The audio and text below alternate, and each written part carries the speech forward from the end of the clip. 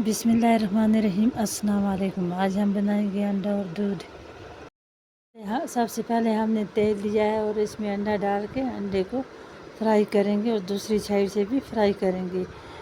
एक अंडा फ्राई हो गया है, अब हम इसको निकाल के दूसरा अंडा भी फ्राई करेंगे। दूसरा अंडा भी डाल लिया है, अब इसको भी फ्राई करके निकाल लेंगे। तेल हमने निकाल लिया है, 1 चम्मच तेल का रखा है। अब इसमें हम 1-2 कलियाँ लहसुन की, 1 चुटकी हल्दी, 1 चुटकी ज़ीरा डाल के हम इसको भी फ्राई करेंगे और अंडा डाल के फ्राई कर लेंगे। अंडा दोनों साइड से फ्राई करके अब इसमें थोड़ा सा पानी डाल के उबाल आने तक छोड़ देंगे।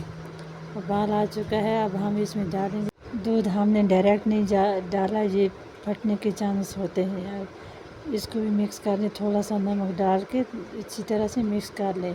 दूध के इतना उबालें ताकि ये गाढ़ा हो जाए। हमारा ऑमलेट तैयार हो गया है। वीडियो को लाइक और शेयर करें, कमेंट करना ना भूलें। अल्लाह हाफ़िज़।